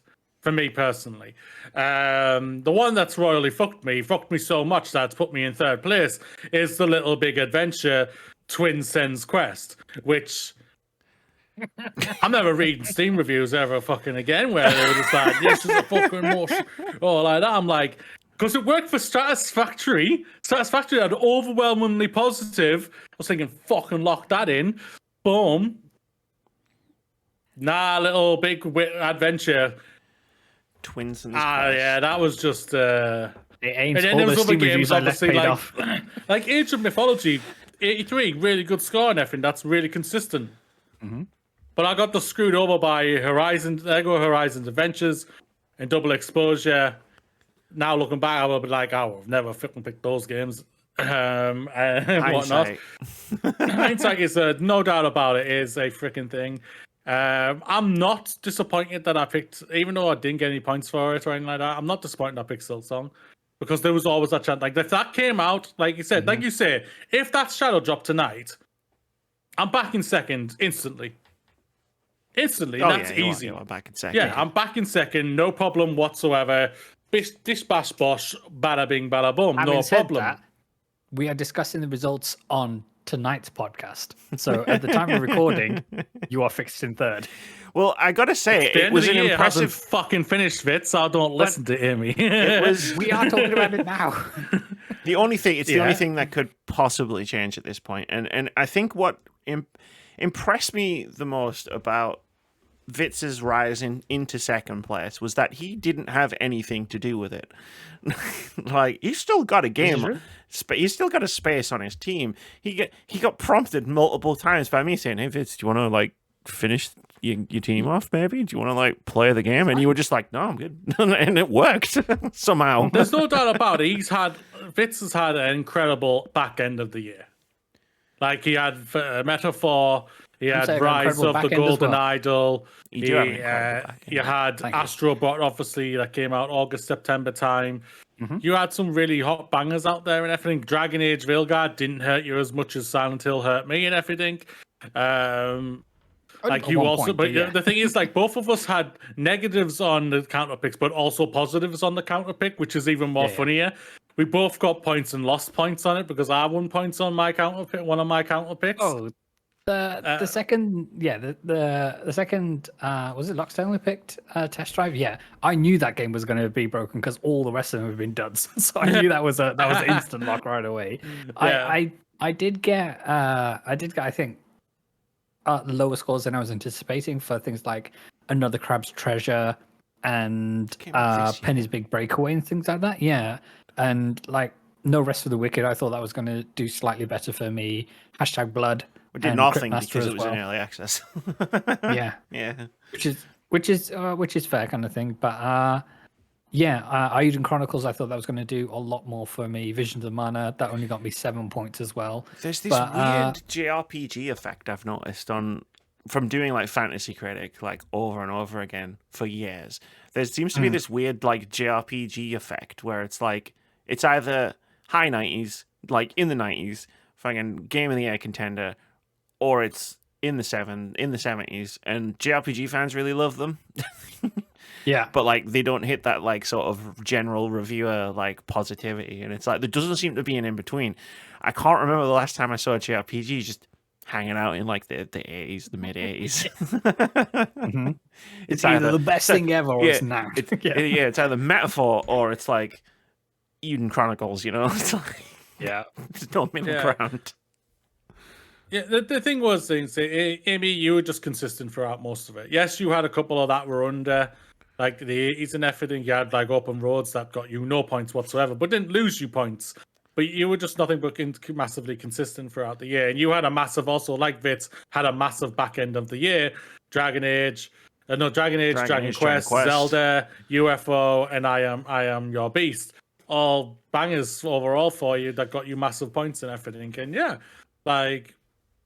I had a shit back end of the year. You two had a great back end of the year, which is fantastic for people who love video games and everything. Like I hummed and hard, and now obviously hindsight, I wish I took Dragon Quest 3 because I hummed and hard on that so much. But like reading back on like the original just made me go. Don't think that I'm not going to risk it because it was like low 70s for that, and I was like, I'm not going to risk it, so I didn't. Hindsight would have put me, if I picked that, would have put me in second still. Yeah, and, that's just how it is. Mm-hmm. But still, I think Amy's got done by like Pepper Grinder not doing as well as I thought it was going to do, and so there's a few titles there. I was like Thrasher. I thought that was at least like an 80 or above. And, sure, I mean that's why I picked them, right? Yeah. Like, you know, I picked Pepper Grinder and Harold Halliburton. Thrasher because I thought they were any better. Pepper Grinder's high 70s is the high 70 mark, not a low 70. Yeah. So you still scored even decent on that. Harold Halibut, that's overall probably a disappointment along with Open Roads. Open Roads, you've still gained points on that. I'm gonna say, Open Roads my list was depleted because it was a game I drafted. Yes. My list was depleted and I panicked. That was why I drafted Open Roads because I was like, what's coming out in the next few months? Like I need something that's nailed on coming out. What's coming out? Yeah. And I couldn't think of anything, and I was like, and I was scrolling through the list. I was like, Open Roads, that'll do. Like, bam, put that in there. And then I was like, I think I was regretting it even before the game came out. I was like, I don't think this is gonna do anything for me here. And like my spidey senses for review seems to have been pretty much spot on this year. Yeah, definitely. Because so my final team, and I think this might be the first year I've scored points on like every game that has been in my team. Because usually I've had Hollow Knight at least. That's been like didn't come out. Like hell of an Office. I haven't even got points for that. Yeah, which is really annoying. Yeah. Russ got that as well. But my final team was Tekken 8, which had an OpenCritic average of 90. Senua's Saga Hellblade 2, which was an 81. Pacific Drive, which was an 80. Criminal. That's a criminal offense. That needs to be much higher. Brothers: A Tale of Two Sons remake, which was an 81. Animal Well, which was an 89. I can't believe you let me get away with getting that. Open Roads, which was a 70. Dragon Age: The Veil Card, which was a meme pick. Didn't think it was coming out this year. It got an 80. Pepper Grinder 79. Harold Halibut 71. Children of the Sun 81. And then I just went fucking crazy. I got 9 Souls, which got 85. Lorelei and the Laser Eyes at 87. Dungeons of Hinterberg at 81. Thrasher at 77. Dragon Quest 3 at 85. Legend of Zelda Echoes of Wisdom at 85. UFO 50, which was 91. And I Am Your Beast, which was 80. That was my team. And my counter picks G. was safeties. It was like... Yeah. I didn't go for things that I thought would get me points. Went for things that I thought were just going to be flat zeros. Yeah. But no, hell yeah. Do you have a... so for those who don't know, when we do this in the new year, the person who is our reigning champion gets to earmark a game that nobody else can pick. Do you have any ideas of what that might be? Maybe I might have an idea of what that will be. You'll find out in January. Keeping it a secret. Keeping it just for me. I mean, you don't have to. Surprise. Because none of us can pick it. No. I'm gonna say it on the podcast, and you're all gonna be like, "Oh my god, she's picking that game. She's locking that game down. Is she crazy?" And the answer is yeah. Yes. Yeah. Yes to all of that. Yes. Yes to all of that. Have you met Amy? Yeah. You've met me, right? But yeah, Moody's team. I'll go through the top 3, since the top 3 are sitting here. Only winners on this podcast, I guess. Because we are all previous champions. We are. Acknowledge. Respect. Moody's team, you had Hollow Knight Silksong, which got 0 because it didn't come out. Paper Mario, The Thousand Year Door was 89. Unicorn Overlord was 88. Frostpunk 2, which was 85. Mario vs. Donkey Kong, which was 77. Grand Blue Fantasy Relink, which was 81. Ara History Untold, 74. Lysfanga, The Time Shift Warrior, was 76. World of Goo 2 was 82. Bo Path of the Teal Lotus was 79. SteamWorld Heist was 82. Satisfactory, which was 91. Dragon Ball Z Sparking Zero was 82. Lego Horizon Adventures, which was 72. Life is Strange Double Exposure, which was 71. Age of Mythology Retold, which was 83. Hell of an Office, which didn't get enough reviews for a score. And Little Big Adventure Twinson's Quest, which was 58. Ouch. You know, 2 counter picks. Silent Hill 2 Remake got you minus 17 points, but Skull and Bones got you plus 10. So there you go. Not a bad effort. it's like the, you know when they released that, like it was like the piano notes for the Game of Thrones reviews. And it's like, that's basically... If I didn't have those 2 awful minuses, I would be comfortably in second with 175 points. That's like, yeah, there's no doubt about it. Like, I'm annoyed. I'm not annoyed by the Silent Hill 1. It's irritating, but I'm more annoyed with the Little Big Adventure one, because I was just like, oh yeah, easy 80, fuck off, easy 80, under 58, 11 point minus points. I was like, you royal plonker. We just need to learn, Moody, that not to buy into any memes. So when Amy's like, oh, Dragon Age is not gonna come out, oh, it's gonna be shit, and then Silent Hill, oh, that's gonna be You say that like when I didn't do the Silent Hill thing. But you say that like I wasn't warning Moody before I even picked it. Don't pick Hollow Knight. It's not coming out this year. This is true. I named my team after the fact that Hollow Knight wasn't coming out this year. It's got to come out one of these years, though. Before we get to Vitz, can we just talk about fair old Keith for a second? Absolutely. Because like he didn't play, which is fine. Like, you know what? If you don't want to log in and play, just want to log in and play it. But like, it's a little bit frustrating because he was set up for a pretty good year. Like, if he'd played and he'd made good picks, like he had Dragon's Dogma 2, he had the Plucky Squire, he had Indiana Jones. It's like, if he'd played, like he could have been mixing it up in the top half of the league. Absolutely. Case in point, Plucky Squire have just come out with a streamline mode, which seems to pare back on some of the hand-holding and allow a little more combat. So I think a lot of the criticism around that game when it launched is that it was far too easy, and that puzzles were essentially the solution was given to you far too easy. So they've seemed to rebalance a lot of that, and I believe it's currently on sale. So if you've been waiting to jump into Plucky Squire, now might be a good time. Can we add that to God of War the next God of War game, so that like I'm not giving puzzle solutions before I've even seen the puzzles. Hi, Dan, Atreus. Shut the fuck up, Atreus. You're worse than Aloy. We've also got Vitz Patel's roll dice and play nice. Your team lineup started really strong, and then some stuff happened, and then it got really strong again. You had Metaphor ReFantasia, which was at a 92. Persona 3 Reload at an 88, Rise of the Golden Idol at an 85, Under Night in Birth 2, which was an 81, Visions of Mana at 76, Uden Chronicles 100 Heroes at a 76, Mina the Hollower, which did not come out, Mario Kart, unannounced next mainline console game, which did not come out, Never at an 87, Penny's Big Breakaway at a 77, Skate Story, which didn't come out, Hyperlight Breaker, which didn't come out, Another Crab's Treasure at 78. The highest rated game of the year, Astrobot, at 95. No Rest for the Wicked, which released but in early access. Hashtag Blood at 72. Cryptmaster at 78. Blank Space. And then your counter picks, Dragon Age the Veil Guard got you -10, and Test Drive Unlimited Solar Crown got you +12. I love that Taylor Swift track. Yeah. It's not good. Great. Good song, not good in Fantasy Critic. I don't know, got me second place. What do you want me to say? But it's a good list. Like, it's weird, like, going back. It's weird scrolling through Fantasy Critic sometimes and being like, wait, that came out this year? That came out this year? I thought that was years ago. And then being like, no, it was like 6 months ago. Time is a flat circle. God damn it. But yeah, no, like, next year it would be really cool. If you just get a little bit closer, like, than 60 points. Let's give you a little bit of competition. Is that what you're asking for? Just a little bit of competition. The last time I asked for that, we had an epic duel all the way to the end of the year, Vince.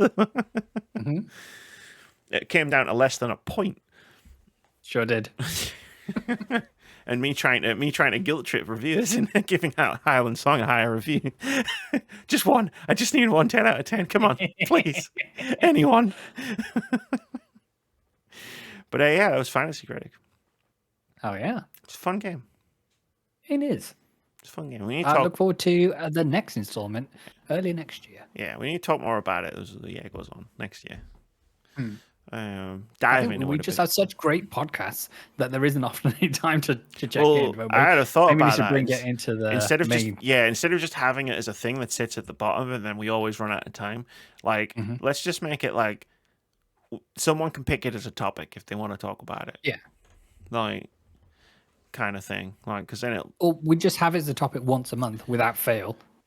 Yeah, or every 4 months. So it's it's like every month, like 3 months. Not a lot like happens month to month. Sometimes. But no, February is going to be a big month. We say that every year. But like if it's popping off and someone says I want to talk about Fantasy Critic, because when I put Fantasy Critic at the bottom at the beginning of the year, it's like we still did the whole like, oh, here's all the news stories. Let's see how many we can get through. Not this whole like, hey, what do you want to talk about? Kind of thing, which is a much better podcast as it turns out. Only talking about the things we want to talk about makes a better podcast. Who would have thought? Even when I'm ranting about Gran Turismo. Even when he's ranting about Gran Turismo. I mean, hey, Moody suggested last week that we do that, like Mimi's I do the check-in with the spreadsheet every now and again. Well, that's a great idea. I think I'll check in with that every 3 months. Like, and just like, here's my journey so far through video games. Strap in. Strap in. Yeah. It's going to get fucking weird. I've got a Sega Saturn now. That console was fucking weird. Sure do. But yeah, Fantasy Critic. We'll see what happens. I'm gonna try and like gauge people. Like, it's like, are you gonna play this year? Please play. I feel bad dunking on you for an entire year. Except you two, because you're actually playing. I don't feel bad about dunking on you two for an entire year. We just need Sleight and further reinforces the theory that you cannot be the champion of Fantasy Critic and OpenCritic Head-To-Head at the same time, it's physically impossible. Speaking of, let's get to OpenCritic Head-To-Head. Hell yeah. This is the last time we're going to be guessing scores because Yeah. I should have put that at the bottom. Yeah, this is the last week we're going to be guessing anything. I don't remember the title of the game, so I'm just going to do this. But this is OpenCritic Head-To-Head. I've typed it. No, you haven't. I can see It's it. Alien Incursion. Amy, Vitz, just Vitz, Moody, Amy. That's how it goes now. This is OpenCritic Head-To-Head, Thank the you. weekly game we play about games, upcoming video games, where we try and guess the OpenCritic rating overall. OpenCritic, if you don't know, this is a aggregate site where it collects all the different critic reviews of video games and collates them into a number score ranked between 1 and 100. And we try to guess what score it's going to get. And the only thing it's good for is playing stupid games like this. Yes. If you manage to guess the score, whoever gets closest to the score gets a point. If you manage to guess the score correctly, you get 2 points. Last week and the week before, we tried to guess the OpenCritic garage of a few games. The first one on the docket, Marvel Rivals. Vitz, you guessed it, we get an 88. I guessed it, we get a 79. Moody, you guessed it, we get an 81. At the time of recording, Marvel Rivals has an OpenCritic garage of 76, which means is Amy criminal. gets the point. Is it? This is an amazing game, and I will die for Jeff the Landshark. He's my main, and I'm having so much fun with him. Oh, you're playing it? Shit. Yeah. Damn, I didn't realize anyone here was playing it. My partner and I, we jumped in this week. We're only playing like in a party against AI, just so we can learn the ropes. So like I've never played like an Overwatch or anything like that before, kind of thing. So learning the ropes, but I'm really digging the art style, and Jeff the Landshark, they're adorable. All right. Fair enough. Let me know if you ever go online. I did play an Overwatch a little bit. I think Moody might remember that era. Where I was on that other podcast, and every week it would be like, "What have you been playing this week?" Overwatch. Every week. It went down well. It went down well for a while, and then it stopped going down well. And then it really stopped going down well. But it was like, it was a platform-specific podcast, and I was playing all my other games on other platforms because they weren't coming out on Xbox, but I was playing Overwatch on my Xbox, so... There you go, what you want. It wasn't my fault. I was just answering the question. I'm sorry. I played Overwatch for like a year and a half. Marvel Rivals is amazing. Cool. Like, if you do start playing it online, I might join you. Maybe. But we also guessed the OpenCritic average of Indiana Jones and the Great Circle. Vitz, you guessed it would get a 77. I guessed it would get an 81. Moody guessed it would get an 82. At the time of recording, Indiana Jones and the Great Circle has an OpenCritic average of 87. GG's. It's a big number. It is.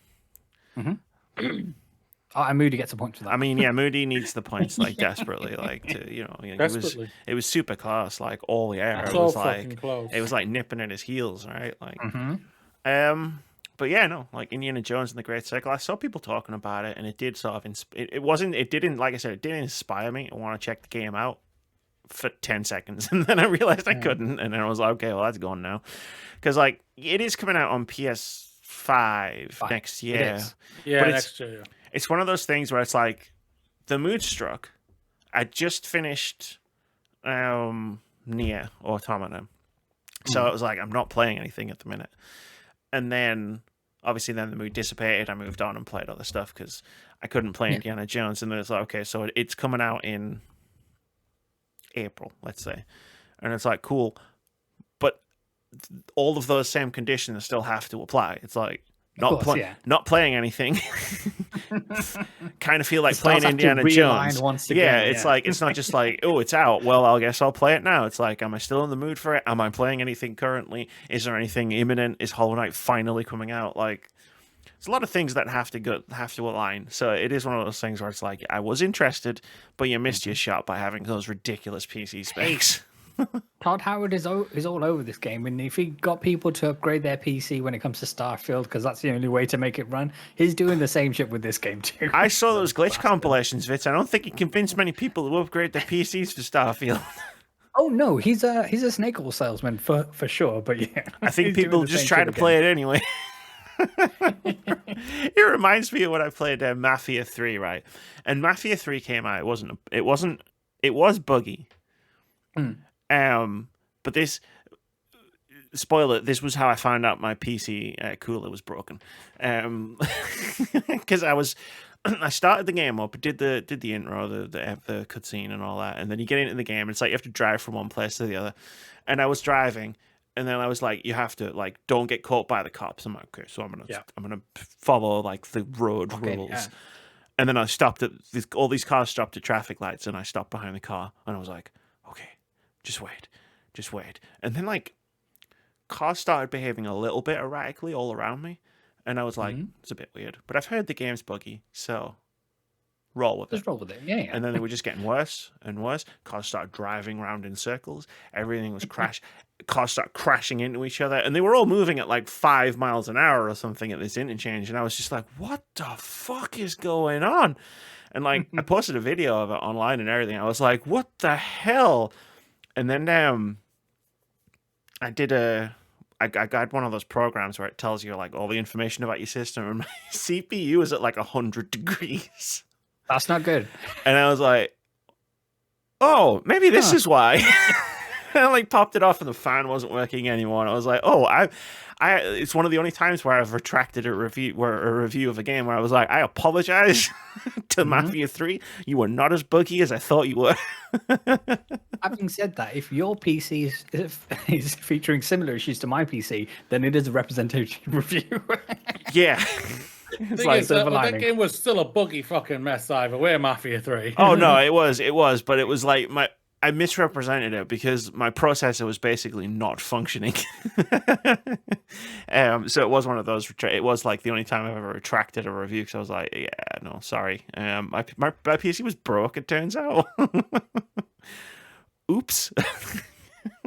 But yeah, that was a funny. Keeping up with the times. That's a funny story. It wasn't even that. Like, it just needed a new fan. Like when I opened the PC and it just wasn't spinning, I was like, that's probably why it's cooking itself. And we also tried to guess the OpenCritic average of Mighty Morphin Power Rangers Rita's Rewind. And you know, Vitz, when you're not on a podcast, you can just log into the document and type a number in afterwards. It was, but I came back from Manchester very, very late. You had like a week, like. It's all good. I just want to shout out James Williams. Congratulations on landing the role of Tommy the Green Ranger in this. I know it's a huge deal for you. And yes, I just want to give you some flowers.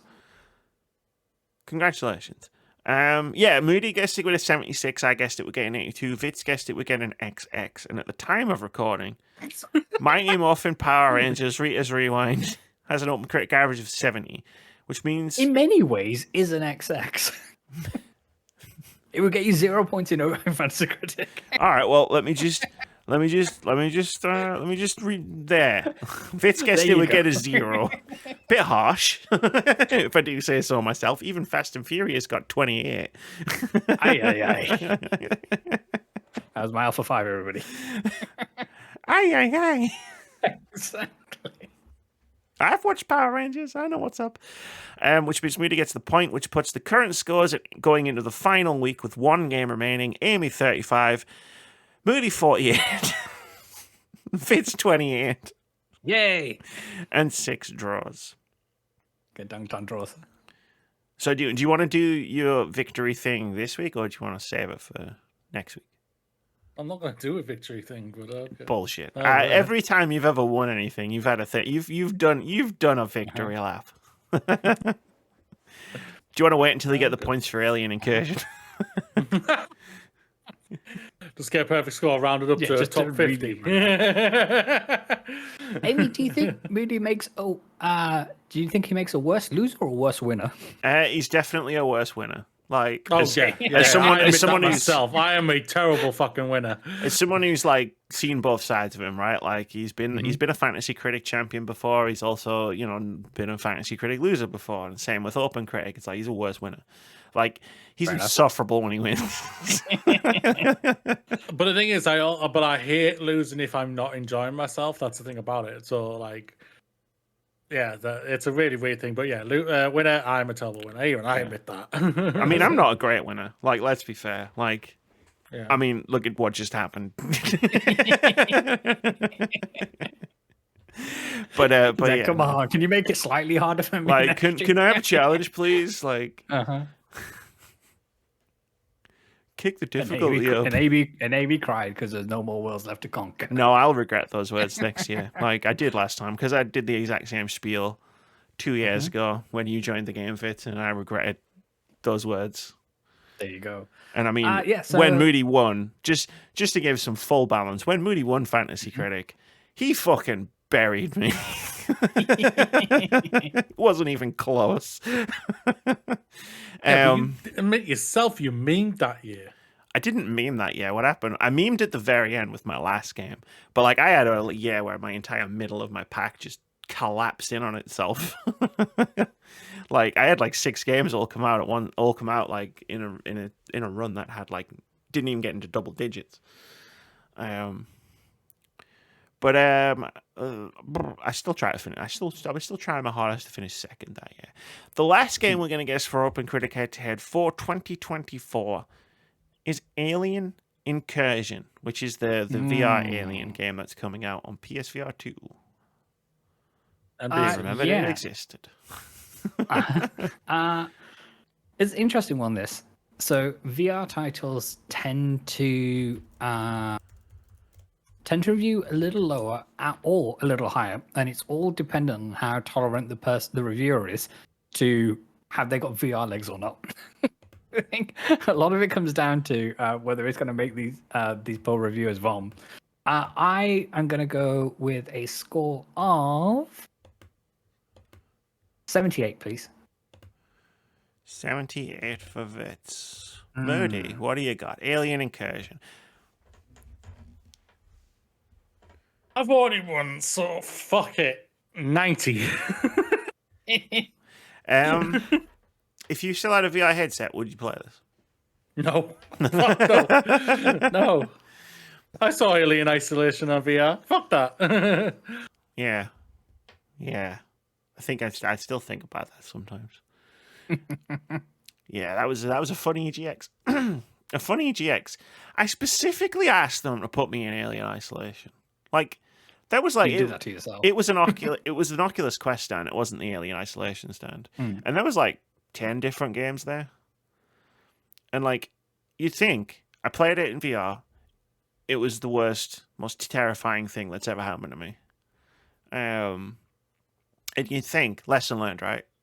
That's what you would assume, lesson learned. But then the next year, there was that VR demo that Capcom had made at E3 called Kitchen. The kitchen one, yeah. Yes.